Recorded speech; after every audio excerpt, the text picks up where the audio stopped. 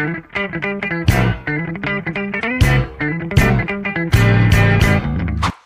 ini kita ke kota menggunakan KRL dan untuk rutenya dilihat di Lane Pink. Nah sekarang Museum Indonesia sudah ada di depan mata kita. Kita juga bisa menggunakan busway dan turun di halte kota, lebih tepatnya di depan stasiun Jakarta Kota. Teman-teman, sebelum kalian ke museum, pastikan dulu kan udah cek jadwal operasional museum, kapan bukanya, dan jam berapa aja. Sebelum masuk, pastikan kalian beli tiket dulu ya. Yang tahu nggak sih kalau Museum Bank Indonesia ini memiliki sejarah yang sangat panjang. Dimulai dari sebuah gereja yang dibangun pada tahun 1625, kemudian diubah menjadi gedung Dejavase Bank pada tahun 1828. Dan akhirnya menjadi Bank Indonesia Kota pada tahun 1953. Nah, kita lewatin dulu nih lorong-lorong dan juga ada layar yang menunjukkan perkembangan ekonomi di Indonesia.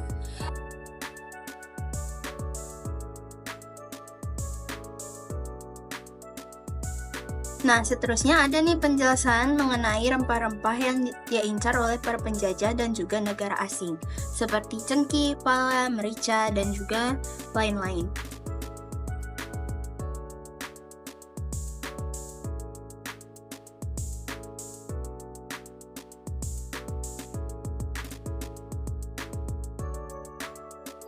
Selain rempah-rempah, di sini juga ada replika kapal yang dipakai oleh para penjajah.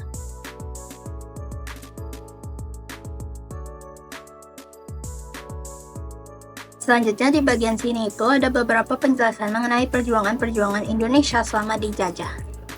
Itu ada juga replika baju-baju yang dipakai oleh penjajah yang pernah menjajah kita seperti Belanda, Jepang, dan juga ada replika baju prajurit yang dipakai oleh pejuang kita. Saat kita berkunjung, ada beberapa turis yang sedang berkunjung. Nah, teman-teman, jadi di sini tuh ada contoh-contoh mata uang yang digunakan pada tahun 1946 sampai 1949. Nah, orida ini digunakan di tiap daerah tuh beda-beda. Lalu, uang-uang ini diganti oleh uang RIS pada saat konferensi meja bundar, lebih tepatnya pada tahun 1949. Ini ada contoh-contohnya di sini.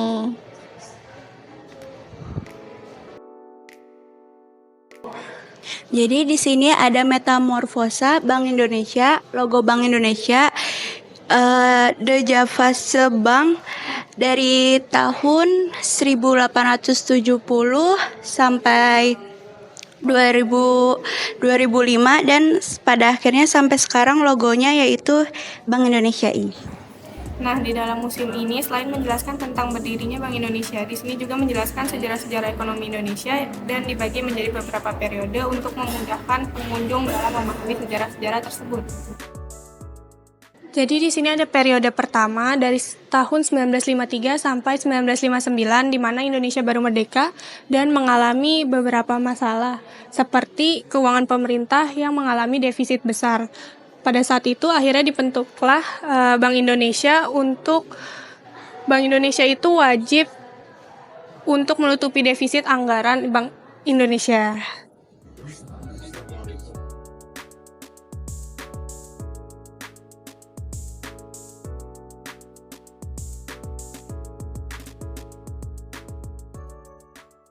Nah, teman-teman, jadi di sini itu ada periode keduanya, di mana ini terjadi di tahun 1959 sampai dengan 1966, di mana pemerintah di sini tujuannya untuk agar Indonesia memiliki kepribadian yang kuat. Namun, karena tujuan yang baru itu jadinya pembangunan ekonomi di Indonesia agak terabaikan. Sampai akhirnya Bank Sentral tuh ada di bawah kendali ekonomi terpimpin. Nah, di mana di situ Bank Indonesia sebagai alat revolusi bertindak sebagai kasir pemerintah dan membantu menutupi defisit anggaran.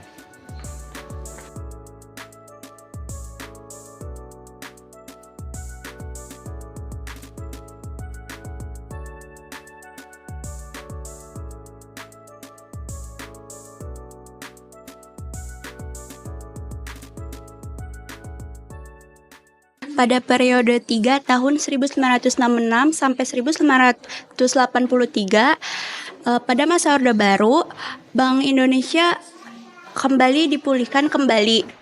Berkat cadangan devisa yang meningkat, Bank Indonesia bersama pemerintah bisa memberikan sebagai skema kredit.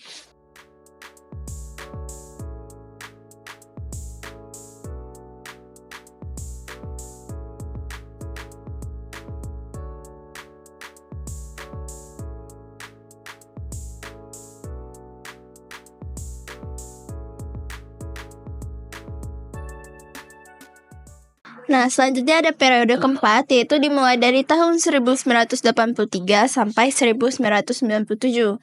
Nah, di periode ini, ekonomi Indonesia ini mulai berkembang pesat dan juga investasi dari luar negeri mulai mengalir. Namun, kondisi ini tak disertai kehati-hatiannya yang semestinya. Lalu pada periode ini juga, Gubernur BI diangkat menjadi pejabat setingkat menteri.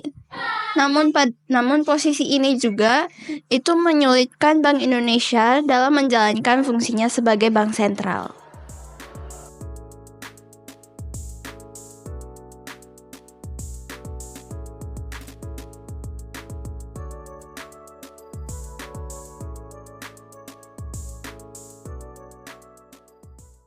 Nah, di sini tuh ada periode kelima, yang mana ini tuh terjadi di tahun 1097 sampai dengan 1998.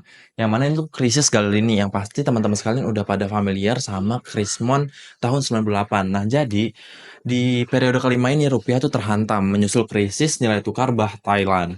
Yang mana akhir dari kejadian ini yaitu pada pemilu 1999. Yang mana pemilu tersebut berjalan lancar, yang berpengaruh positif dan akhirnya rupiah pun makin menguat. Nah, dari periode 5 tadi itu mengakibatkan ada 16 bank yang ditutup. Yang mana ini tuh kejadian dari tahun 1997, yaitu tanggal 3 September sampai dengan 3 November 1997. Yang dimana akhirnya itu tuh ada krisis perbankan yang akhirnya mulai membaik. Dan di sini juga ada ruangan mengenai pemberontakan di tahun 98. Nah, selanjutnya ini ada periode ke-6, berbenah setelah pasca krisis. Dibentuknya Undang-Undang Nomor 23 Tahun 1999 tentang Kedudukan dan Tugas Bank Indonesia.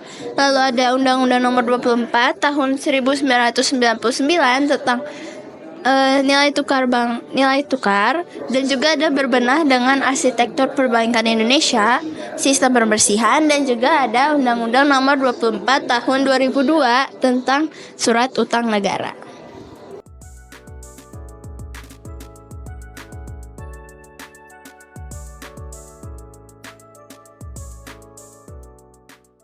Pada periode 7 ini, tahun 2004 sampai 2011, yaitu ada amandemen Undang-Undang Bank Indonesia, penyelenggaraan sistem pembayaran, pengendalian moneter dalam hubungan antara BI dan pemerintah, lalu inflation targeting framework, terus ada penyempurnaan fungsi, the lender of the last resort, terus ada mata uang, beralihnya tugas pengawasan bank.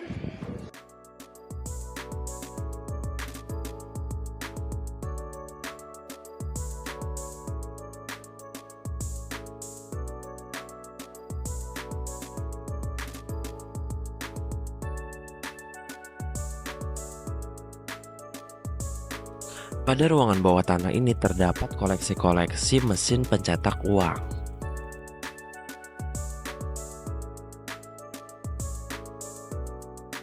Dan di ruangan ini juga terdapat mata uang negara Indonesia dari zaman Belanda hingga saat ini, baik uang kertas maupun uang logam, dan juga ada beberapa uang dari luar negeri yang disimpan di sini. Contohnya Saudi Arabia, Cina, Singapura, Korea, dan masih banyak lagi.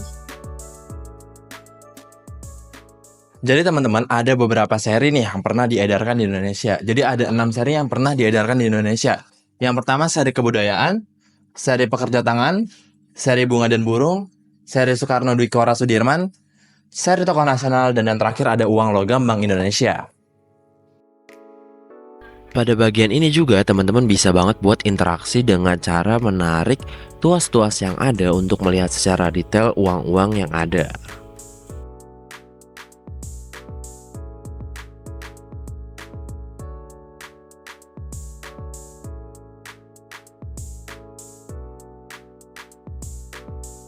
Dan di sini juga ada gambaran rute peredaran uang Indonesia ke daerah-daerah. Nah, proses penerbitan rupiah ini dimulai pada tahun 1946 ketika Bank Indonesia didirikan sebagai bank sentral. Pada awalnya rupiah didirikan untuk menggantikan uang Belanda dan mengatasi inflasi akibat perang kemerdekaan. Pada tahun 1950, pemerintah berusaha stabilisasi ekonomi dengan mengendalikan jumlah uang yang beredar. Di tahun 1965, di tengah krisis moneter, reformasi dilakukan dengan penerbitan rupiah baru, menggantikan uang lama untuk mengatasi hiperinflasi. Saat ini, penerbitan uang dilakukan dengan memperhatikan kebutuhan ekonomi, inflasi, dan pengendalian moneter untuk mendukung pertumbuhan ekonomi yang berkelanjutan. Proses ini mencerminkan persatuan bangsa Indonesia dalam menghadapi berbagai tantangan ekonomi di Indonesia. Halo Kak. Di sini aku mau nanya-nanya nih. Kakaknya baru pertama kali ke Museum Bank Indonesia apa enggak? Iya, Baru pertama kali. Terus kakak tujuannya ke sini tuh apa ya? ada tugas bahasa Indonesia. Tugas. Kesan-pesan kakak ke Bank Indonesia ini apa ya? Pesannya bangunannya bagus, pelayanannya baik, dan gedungnya juga nyaman. Iya. Makasih ya kak. Sama-sama.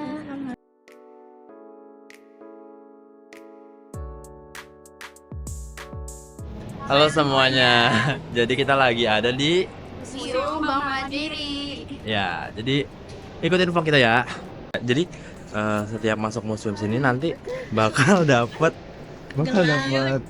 ya dapat ini. Tiketnya. Terus juga dapat ini. Itu isinya apa aja? Ini ada informasi tentang museum. Iya, terus ada juga pokoknya ada juga workshop di museum. Ya, jadi buat semua acara dan juga hal-hal mengenai museum ada di brosur ini yang bakal dikasih pas kalian daftar. Terus di sini juga ada Chinese cash. Ini tuh kasir Cina gitu, teman-teman. Nah, terus di sini ada kasir Cina. Kasir ini tuh udah ada sejak zaman kolonial Belanda. Karena orang Cina itu terkenal pintar menghitung duit, jadi ada kasir khusus orang-orang Cina.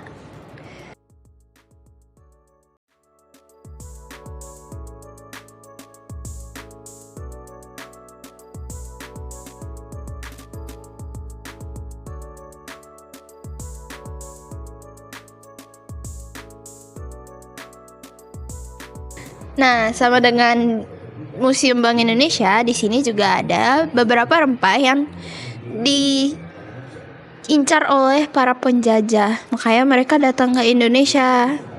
Ada kayu cendana, kayu manis, lada hitam, lada putih, terus ada pala dan juga ada cengkeh.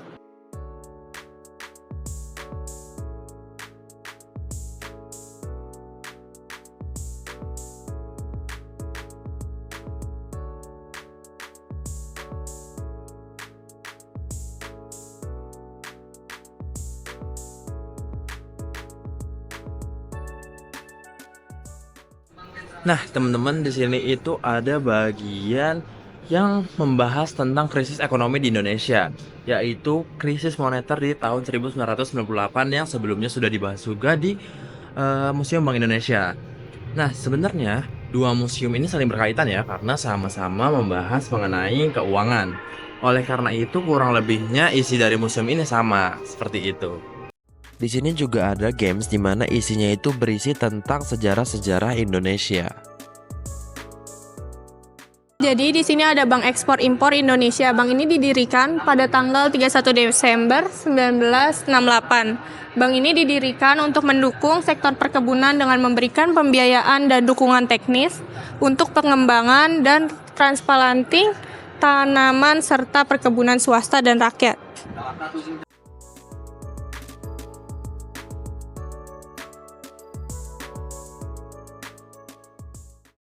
Nah, teman-teman, di sini ada layar interaktif di Museum Mandiri, yang mana di sini menjelaskan mengenai Bank Industri Negara, Bank Pembangunan Indonesia, Bank Bumi Daya, Bank Ekspor Impor Indonesia, dan juga Bank Dagang Negara. Nah, ini semua itu bisa diinteraksi, guys. Jadi di sini bisa buat cari tahu tentang bagaimana sih sejarahnya dan penjelasan lebih lanjutnya. Juga ada galeri-galeri fotonya seperti ini. Nah, seperti ini. Dan ini ada banyak sekali hal-hal yang bisa teman kepoin di sini. Seperti itu.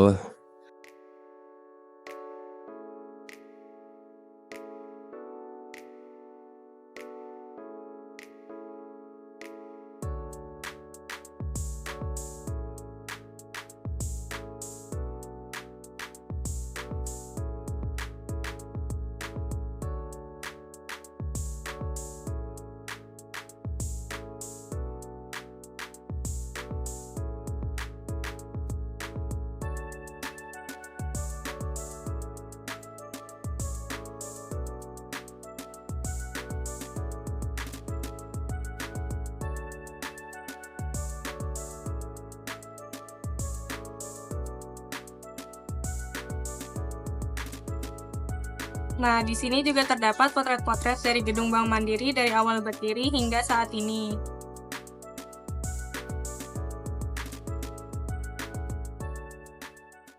Oke teman-teman, jadi di sini juga ada bagian di mana di sini banyak banget koleksi-koleksi tentang sempoa ataupun alat-alat mesin ketik yang digunakan pada zaman dahulu. Seperti contohnya ini juga ada mesin pencetak alamat nasabah. Jadi dulu tuh alamat-alamat nasabah dicetak melalui mesin-mesin ini. Dan mesin-mesin lain di sini ada mesin-mesin untuk alat ketiknya juga ada telepon. Seperti itu. Jadi ini original dari internal Bank Mandiri.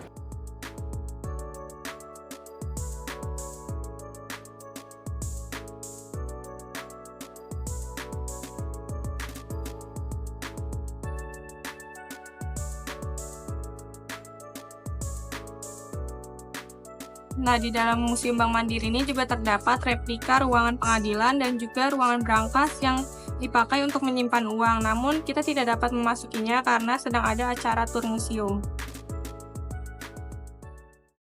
Halo Kak, dengan siapa? Dengan Alvito. Kakak ke Museum Mandiri ini pertama kali atau sebelumnya dapat? Pertama kali. Kesini tuh untuk tugas atau apa? Saya ada acara semacam foto buku tahunan. Kalau kesan dan pesan melihat museum ini apa gitu? Pesan saya itu ngeliat isinya sih. Isinya itu benar-benar vintage. Jadi kita di sini juga bisa belajar semacam sejarah perbankan juga. Pesan saya museum ini harus tetap berdiri. Itu aja. Kasih ya Kak. Iya. Selamat sore Kak. Sore. Di sini aku izin bertanya beberapa pertanyaan mengenai museum ini. Pertanyaan pertama itu apa latar belakang atau alasan utama didirikannya museum ini? Baik, ini kan Museum Mandiri ini kan punya Bank Mandiri ya. Nah, untuk tujuannya ataupun alasan berdirinya museum ini sebagai pusat informasi. Jadi Bank Mandiri itu lahir kan dari 4 bank yang di-merger menjadi satu, dan dari 3 dari 4 bank itu merupakan warisan pemerintah Hindia Belanda. Nah, makanya di sini kayak semacam sejarahnya bagaimana Bank Mandiri itu terlahir. Nah, itulah Bank Mandiri ingin memberitahukan dan sebagai informasi juga, sebagai tempat edukasi juga, terus juga sebagai tempat rekreasi juga. Jadi salah satu visi dan misinya Bank Mandiri lah seperti itu didirikannya museum ini. Oke, makasih Kak. Terus pengunjung di museum ini tuh biasanya rame di hari apa aja ya? Kalau untuk weekdays itu biasanya rombongan sekolah. Nah, kalau rombongan sekolah kan nggak mungkin hanya 1-2 ya. Iya. Ada yang ratusan, ada yang puluhan. Itu weekdays. Tapi kalau untuk individual kayak keluarga atau ya kayak teman apa ya, keluarga ataupun sendiri-sendiri gitu perorangan, itu biasanya Sabtu Minggu. Gitu. Oke, makasih Kak. Selanjutnya, apakah bangunan museum ini dulunya memiliki fungsi lain sebelum menjadi museum? Ini kita bisa melihat dari sejarah awalnya berdiri gedung ini ya. Jadi kan gedung Museum Mandiri ini awalnya itu kan berdiri sebagai kantor perusahaan dagang Belanda yang bernama NHM atau Nederlandse Handelsmaatschappij. Itu NHM dari tahun 1933 sampai tahun 1968. Lalu 1968 sampai 1995 ini sebagai kantor pusat Bank Eksim atau Bank Ekspor Impor Indonesia. Nah, dari 95 itu sempat kosong sih, lalu tahun 2005 baru dialihfungsikan sebagai museum. Untuk museum ini tuh udah mengalami renovasi belum ya Bu? Atau ini masih original gitu? Masih asli, karena kan gedung Museum Mandiri ini kan termasuk bangunan cagar budaya, sedangkan BCB itu nggak boleh diubah, nggak boleh direnov, jadi hanya boleh direvitalisasi. Revitalisasi tuh kayak perawatan, pemeliharaan, jadi kayak pengecatan ulang, lalu perbaikan-perbaikan minor kayak mungkin ada yang bocor ya kita tambal, terus mungkin Iya. ada lantai yang copot gitu gitulah Iya, kita coba lem lagi kayak gitu-gitu. Kalau untuk koleksinya sendiri bagaimana Bu buat perkembangannya? Apakah dulu masih sedikit atau langsung banyak gitu Bu dari Kalau koleksi karena kan berasal dari internal mayoritas. Jadi bisa dibilang mayoritas koleksi yang ada di Museum Mandiri ini internal dari berbagai kantor cabang Bank Mandiri dan ada juga yang dari zaman Belandanya. Jadi kan karena Bank Mandiri kan lahir dari 4 bank yang di merger. Iya, betul. Nah, 3 di antara 4 bank ini merupakan warisan pemerintah Hindia Belanda. Nah, makanya banyaklah koleksi alat-alat operasionalnya, kayak buku besar aja yang di sini. Iya. Itu kan buku besar yang tahun 1930, tahun 1848 sama 1892 itu kan era Belanda ya, Iya, era betul. waktu gedung ini masih sebagai NHM atau Nederlandse Handelsmaatschappai. Jadi memang banyak sekali periode dan itu berasal dari kantor kita sendiri internal Bank Mandiri Oh, sendiri. seperti itu. Oke, Mm-mm. baik. Mungkin sudah cukup Ibu untuk pertanyaannya. Terima Baik, kasih banyak atas sama-sama. waktunya. Sama-sama, Makasih, Aryo. Bu. Iya. Iya. Museum Bank Indonesia dan Museum Bank Mandiri tidak hanya menyimpan sejarah perbankan, tetapi juga mencerminkan nilai-nilai kewarganegaraan yang penting. Melalui koleksi-koleksinya, kedua museum ini mengajarkan pengunjung mengenai identitas nasional, sejarah perjuangan, dan juga transformasi ekonomi bangsa. Keduanya berfungsi sebagai sarana untuk memperkuat rasa cinta tanah air dan keterlibatan masyarakat dalam pelestarian warisan budaya. Mengajak pengunjung untuk menghargai sejarah yang telah membentuk kondisi ekonomi saat ini, serta berpartisipasi aktif dalam menjaga bangunan bersejarah sebagai bagian dari identitas budaya bangsa. Oke guys, sekian video dari kita. Ini merupakan vlog dari kita. Kotak-kotak. Dadah. Dadah.